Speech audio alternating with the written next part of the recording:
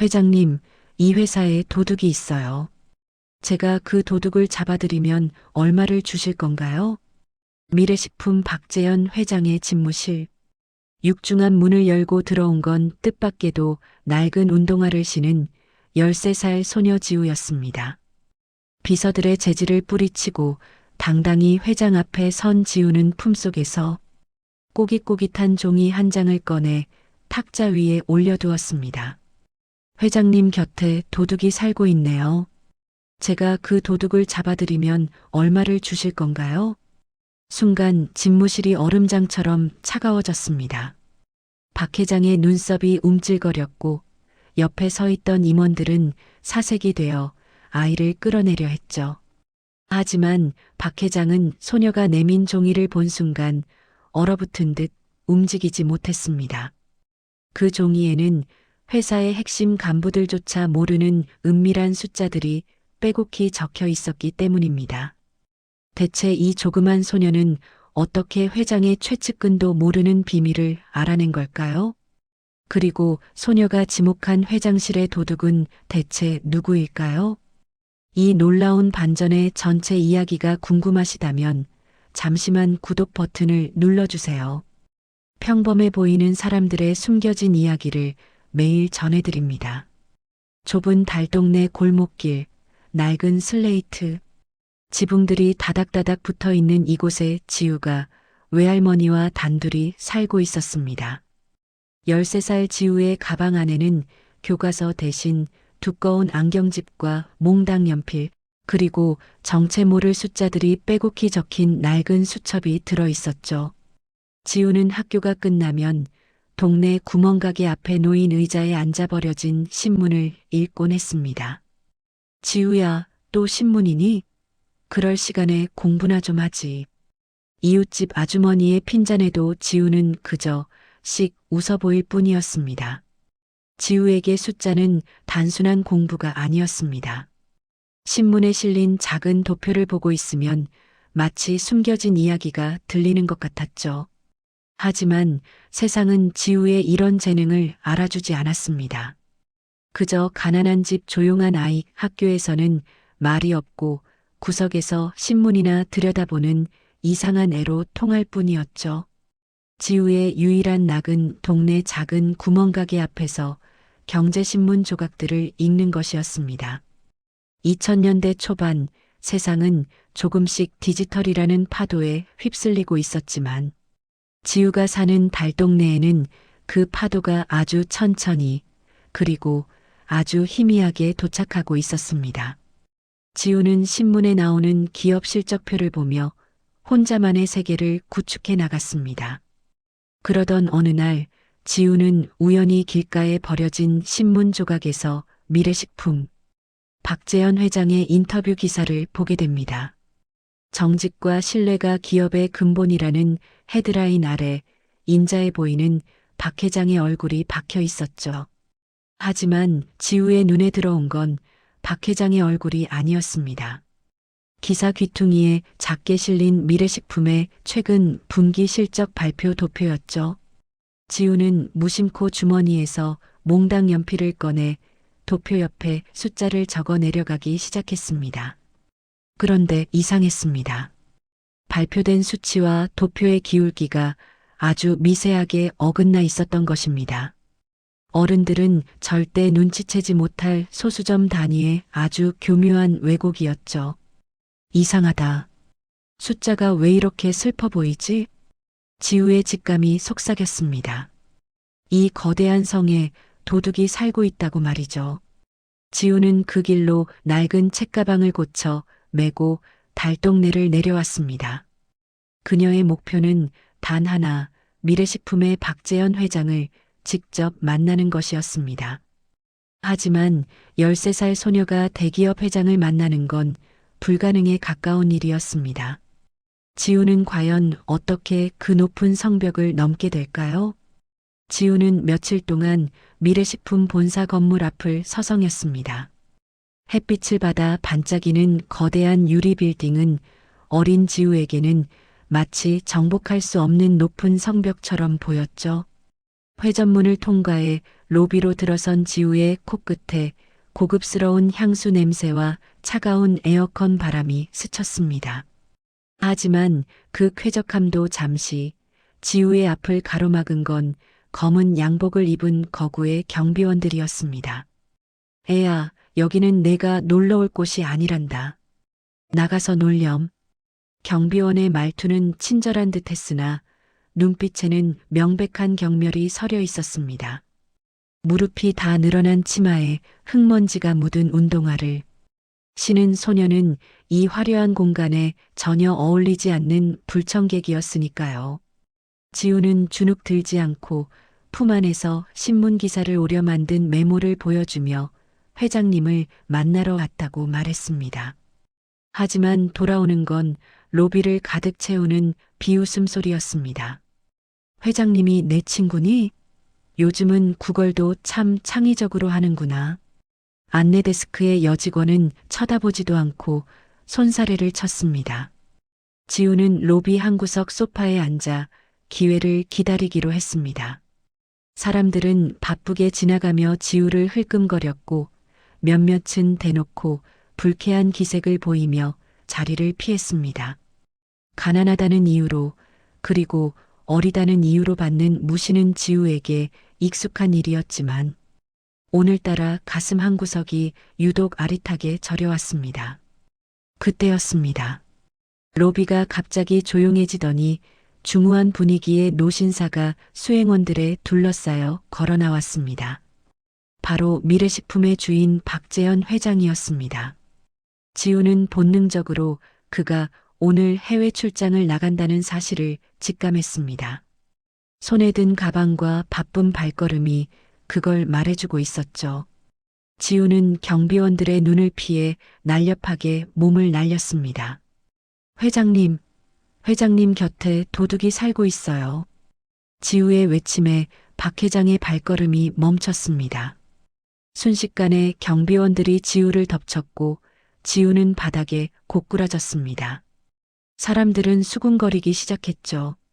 미친 아이가 나타났다며 혀를 차는 소리가 들렸습니다. 박 회장은 차가운 눈빛으로 바닥에 엎드린 지우를 내려다보았습니다. 도둑이라니 어린 것이 어디서 그런 못된 장난질을 배웠느냐? 박 회장의 호통에도 지우는 고개를 바짝 치켜들었습니다. 무릎이 까져 피가 배어 나왔지만 지우는 아랑곳하지 않고 소리쳤습니다. 지난달 식자재 매입 장부랑 실제 재고가 안 맞잖아요. 회장님은 속고 계신 거라고요. 순간 박 회장의 눈빛이 흔들렸습니다. 그건 어제 저녁 박 회장이 혼자 서재에서 고민하던 아주 은밀한 문제였기 때문입니다. 누구에게도 말하지 않았던 의구심을 이 초라한 소녀가 로비 한복판에서 외치고 있었던 겁니다. 박 회장은 비서에게 손짓하여 경비원들을 물러나게 했습니다. 너 그 얘기를 어디서 들었지? 누가 시켰느냐? 지우는 대답 대신 낡은 수첩을 내밀었습니다. 수첩 안에는 신문에 실린 짧은 도표들을 토대로 지우가 역산해낸 복잡한 계산식들이 빼곡했습니다. 박 회장은 반신반의하며 수첩을 훑어보았습니다.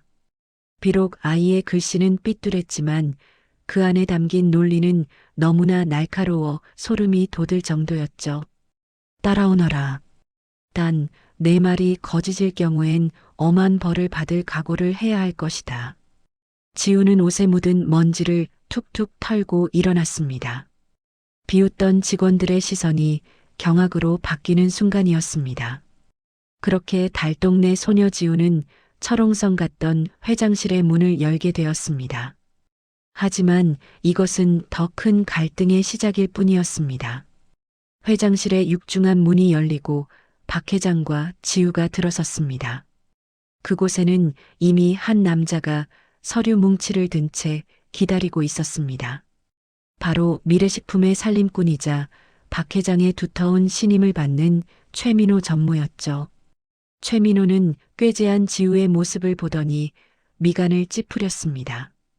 회장님, 이 아이는 누구입니까? 중요한 보고를 앞두고 이런 거지 같은 아이를 데려오시다니요. 최민호의 목소리는 정중했지만 지우를 바라보는 눈빛은 마치 더러운 벌레를 보는 듯 차가웠습니다. 박 회장은 대답 대신 지우가 내민 낡은 수첩을 책상 위에 던졌습니다. 최민호는 의아한 표정으로 수첩을 훑어내렸고 아주 찰나였지만 그의 눈동자가 잘게 떨리는 것을 지우는 놓치지 않았습니다. 이게 뭡니까? 어린아이의 낙서 같은데요. 회장님, 요즘 심려가 크신 건 알겠지만 이런 장난에 휘둘리시면 곤란합니다. 최민호는 태연하게 웃으며 수첩을 덮었습니다. 하지만 지우는 물러서지 않았습니다. 오히려 최민호의 책상 위에 놓인 최신형 노트북을 가리켰죠. 당시에는 구경하기도 힘들었던 고가의 물건이었습니다. 그 아저씨가 들고 있는 가방 속 서류랑 저 컴퓨터 안에 있는 숫자랑 달라요. 아저씨가 밤마다 몰래 고치고 있잖아요. 지우의 직설적인 한마디에 방 안의 공기가 얼어붙었습니다. 최민호의 얼굴에서 웃음기가 사라졌습니다. 그는 기가 차다는 듯 허탈한 웃음을 터뜨리며 박 회장에게 다가갔습니다. 회장님, 보십시오. 이 아이는 정상이 아닙니다. 아무것도 모르는 아이가 회사 기밀을 운운하며 모함하고 있어요. 당장 내보내야 합니다. 박 회장은 잠시 고민에 빠졌습니다. 평생을 함께 해온 오른팔의 충성심과 오늘 처음 본 소녀의 기묘한 통찰력 사이에서 저울질하고 있었죠. 그때 지우가 조용히 입을 열었습니다. 일주일만 시간을 주세요. 제가 저 아저씨가 숨겨놓은 진짜 장부를 찾아낼게요. 대신 제가 찾아내면 우리 동네 할머니들이 다니는 복지관에 최신형 컴퓨터 10대만 설치해 주세요. 박 회장은 아이의 엉뚱한 제안에 허탈한 웃음이 나왔습니다. 하지만 소녀의 눈빛은 그 어느 때보다 진지했죠. 최민호는 불안감을 감추기 위해 더욱 강하게 반발했지만 그럴수록 박 회장의 의구심은 커져만 갔습니다. 좋다. 딱 일주일이다. 그동안 너는 내 손자의 과외선생으로 위장해서 이 회사에 머물러라. 최전무, 이 아이가 마음껏 돌아다닐 수 있게 임시 출입증을 내주게. 최민호는 끓어오르는 분노를 억누르며 고개를 숙였습니다. 돌아서는 최민호의 뒷모습을 보며 지우는 생각했습니다. 이제 본격적인 싸움이 시작되었다고 말이죠. 겉보기엔 그저 가난한 중학생일 뿐인 지우가 거대 기업의 뒤편에 숨겨진 추악한 진실을 어떻게 파헤칠지 아무도 짐작하지 못하고 있었습니다. 다음 날부터 지우는 박 회장 손자의 과외 선생이라는 명목으로 매일 미래식품으로 출근했습니다. 하지만 지우의 시선은 중학생 수준의 수학 문제집이 아닌 사무실 곳곳에 배치된 뚱뚱한 브라운관 모니터와 팩스기 너머로 향해 있었죠. 2000년대 초반의 사무실은 종이 서류와 초기 디지털 시스템이 뒤섞인 혼란스러운 곳이었습니다. 최민호는 사람을 붙여 지우를 감시했지만 그저 구석에서 컵라면을 먹으며 멍하게 모니터를 바라보는 아이의 모습에 금세 경계를 늦췄습니다. 회장님이 잠시 노망이 나신 게 분명해. 저런 꼬맹이가 뭘 어쩌겠다고. 최민호는 비웃으며 부하들에게 지우에 대한 감시를 줄이라고 지시했습니다. 하지만 그것은 최민호의 치명적인 실수였습니다. 지우의 머릿속은 이미 회사의 복잡한 자금 흐름을 하나의 거대한 지도로 그려내고 있었거든요. 지우는 모두가 퇴근한 늦은 밤 몰래 전산실 근처를 배회했습니다. 경비원들의 눈을 피해 들어간 전산실에는 윙거리는 기계음과 함께 초록색 글자가 깜빡이는 모니터들이 가득했습니다. 지우는 품속에서 낡은 3.5인치 플로피 디스크 하나를 꺼냈습니다. 달동네 고물상에서 주워온 부품들을 조합해 직접 만든 당시 기술로는 상상조차 할 수 없는 정밀한 분석 도구가 담긴 디스크였죠. 지우가 키보드를 몇 번 두드리자 화면 위로 복잡한 숫자, 행렬이 쏟아졌습니다. 일반적인 회계사라면 며칠을 밤새워도 찾아내지 못할 교묘한 조작의 흔적들이 지우의 눈에는 마치 검은 얼룩처럼 선명하게 보였습니다. 찾았다. 여기였네. 최민호는 유령 회사를 통해 식자재 대금을 부풀리고 그 차액을 해외 계좌로 빼돌리고 있었습니다. 지우가 데이터를 분석하던 그때 갑자기 전산실 문이 벌컥 열렸습니다. 최민호의 신복인 보안팀장이었습니다. 지우는 재빨리 모니터 전원을 끄고 책상 밑으로 몸을 숨겼습니다. 심장이 터질 듯이 뛰었지만 지우는 손에 쥔 플로피 디스크를 꽉 움켜쥐었습니다. 보안팀장은 의아한 표정으로 주위를 둘러보더니 이내 투덜거리며 문을 닫고 나갔습니다. 구사일생으로 위기를 넘긴 지우는 차가운 전산실 바닥에 앉아 거친 숨을 몰아쉬었습니다. 하지만 두려움보다는 짜릿함이 앞섰습니다. 이제 도둑의 목줄을 쥔 결정적인 단서를 손에 넣었으니까요. 다음 날 아침 지우는 평소보다 더 꾀죄한 모습으로 박 회장의 집무실 앞에 섰습니다. 밤샘 작업으로 눈은 충혈되었지만 그녀의 눈빛만큼은 그 어느 때보다 날카롭게 빛나고 있었습니다. 지우는 지나가는 최민호와 눈이 마주치자 보란 듯이 씩 웃어 보였습니다. 그 미소에 담긴 의미를 알리 없는 최민호는 그저 불쾌한 표정으로 지나쳤지만 곧 닥쳐올 거대한 폭풍을 직감하지 못한 채였습니다. 지우는 이제 마지막 퍼즐 조각을 맞추기 위해 박 회장에게 다가갔습니다. 일주일 뒤 미래식품의 대회의실에는 팽팽한 긴장감이 감돌았습니다. 박 회장을 비롯한 모든 주요 임원이 참석한 가운데 최민호는 자신만만한 표정으로 단상에 섰습니다. 그는 지우가 가져온 플로피 디스크를 비웃듯 쳐다보며 최후의 발언을 시작했죠. 회장님, 지난 일주일간 이 꼬마의 장난을 받아주느라 고생 많으셨습니다. 이제 이 소모적인 소동을 끝내고 회사의 명예를 실추시킨 이 아이를 경찰에 넘겨야 합니다. 임원들이 고개를 끄덕이며 동조하는 분위기가 형성되었습니다. 하지만 구석에 조용히 앉아있던 지우가 천천히 자리에서 일어났습니다. 지우는 대답 대신 직접 빔 프로젝터가 연결된 컴퓨터 앞으로 걸어갔습니다. 최민호가 비웃으며 비키라고 소리쳤지만 지우의 손가락이 키보드 위를 춤추듯 움직이기 시작하자 회의실은 순식간에 정적에 휩싸였습니다. 당시 전문가들도 다루기 힘들어하던 복잡한 도스 명령어들이 지우의 손끝에서 폭포수처럼 쏟아져 나왔습니다. 흑백 화면 위로 초록색 글자들이 어지럽게 지나가더니 이내 거대한 표 하나가 스크린을 가득 채웠습니다.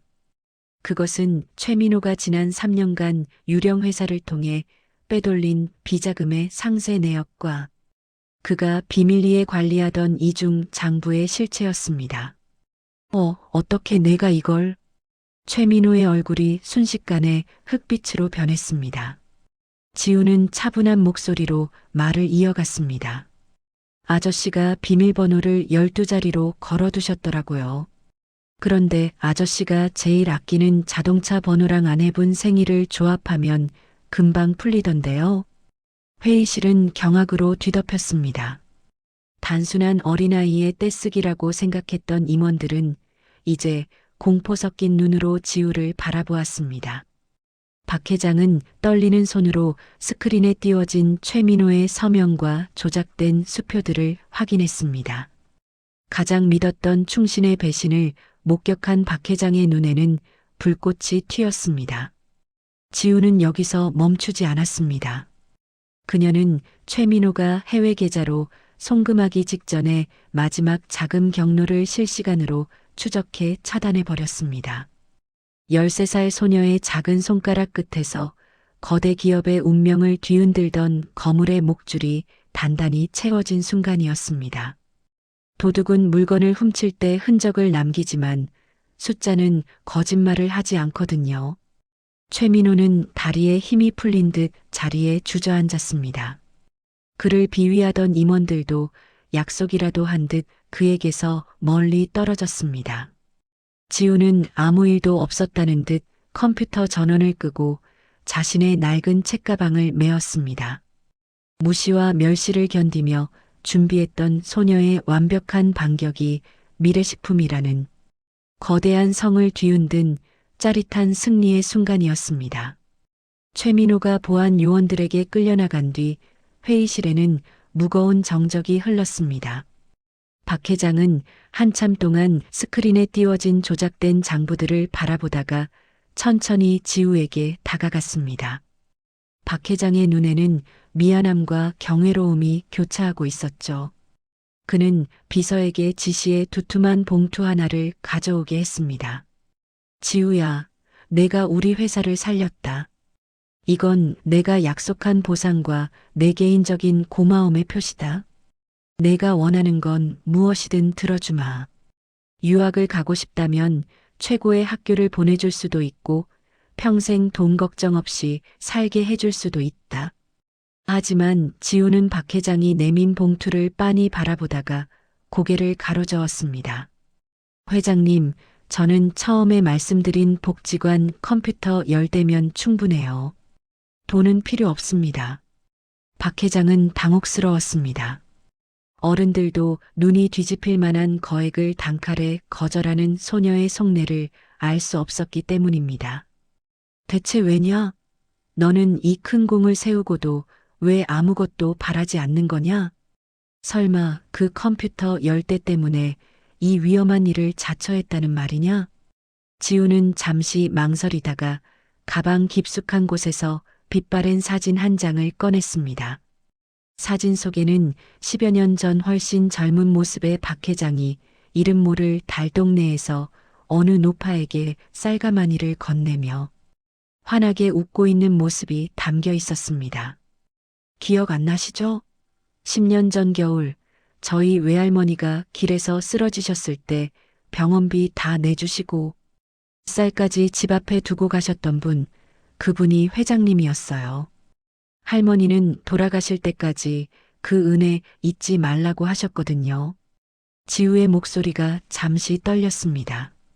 전 그저 할머니 약속 지키러 온 거예요. 회장님 곁에 도둑이 있다는 걸 알게 됐을 때 이번엔 제가 도와드려야겠다고 생각했을 뿐입니다. 박 회장의 눈시울이 붉어졌습니다. 수천 명의 직원을 거느리고 수조 원의 자금을 주무르던 거물 회장이었지만 정작 자신의 곁에 누가 진짜 도둑이고 누가 진짜 은인인지조차 모르고 살았던 세월이 스쳐 지나갔습니다. 지우는 떨어진 박 회장의 손을 살짝 잡았습니다. 회장님, 이제 도둑은 잡았으니까 마음 편히 주무세요. 저는 이제 가봐야 해요. 내일 학교 가야 하거든요. 지우는 그렇게 호련히 회의실을 빠져나갔습니다. 수많은 카메라와 기자들이 로비에서 그녀를 기다리고 있었지만 지우는 뒷문을 통해 익숙한 달동네 골목길로 사라졌습니다. 박 회장은 한참 동안 창밖을 내다보며 소녀가 사라진 방향을 지켜보았습니다. 그날 이후 미래식품에는 아주 작은 하지만 아주 거대한 변화가 시작되었습니다. 지우는 다시 평범한 13살 소녀의 일상으로 돌아왔습니다. 학교 수업이 끝나면 여전히 구멍가게 앞에서 신문을 읽는 모습은 예전과 다를 바 없었죠. 하지만 달동네에는 작은 기적이 일어났습니다. 지우가 말했던 낡은 복지관에는 최신형 컴퓨터 10대가 설치되었고 아이들은 그곳에서 세상 너머의 이야기를 배우기 시작했습니다. 어느 날 오후 지우의 집 앞에 검은색 고급 세단 한 대가 멈춰 섰습니다. 차에서 내린 사람은 다름 아닌 박 회장의 비서였습니다. 그는 지우에게 작은 상자 하나를 건넸습니다. 상자 안에는 최신형 노트북과 함께 박 회장의 친필 메모가 들어 있었죠. 지우야, 내가 지켜준 건 우리 회사의 돈이 아니라 나의 초심이었단다. 이 기계가 내 재능을 세상에 알리는 작은 창문이 되길 바란다. 언제든 도움이 필요하면 이 번호로 연락하거라. 지우는 노트북을 조심스럽게 쓰다듬었습니다. 이제 지우는 더 이상 낡은 수첩에 숫자를 적으며 외로워하지 않아도 되었습니다. 그녀는 노트북을 켜고 복지관 아이들에게 컴퓨터를 가르쳐 주기 시작했습니다. 가난의 굴레 속에서 꿈조차 꾸지 못하던 달동네. 아이들에게 지우는 새로운 세상을 여는 열쇠를 쥐어준 셈이었습니다. 한편 미래식품은 최민호 사건 이후 대대적인 혁신을 단행했습니다. 숫자로만 평가하던 성과 중심의 문화에서 벗어나 사람의 진심을 먼저 보는 기업으로 탈바꿈했죠. 박 회장은 매주 한 번씩 복지관을 찾아 아이들과 함께 시간을 보냈습니다. 사람들은 회장님이 변했다고 수군거렸지만 박 회장은 그저 허허 웃으며 대답할 뿐이었습니다. 진짜 보물은 장부 속이 아니라 사람의 눈 속에 있다는 걸 이제야 배웠네. 지우의 소문은 조금씩 퍼져나갔지만 정작 지우는 유명세에는 관심이 없었습니다. 그녀에게 가장 중요한 건 외할머니와의 약속을 지켰다는 뿌듯함과 자신이 배운 것들이 누군가에게 기쁨을 주는 일이었으니까요. 어느덧 차가운 겨울이 가고 봄 기운이 달동네 골목마다 스며들기 시작했습니다. 지우는 새로 생긴 노트북을 가방에 넣고 힘차게 언덕길을 내려갔습니다.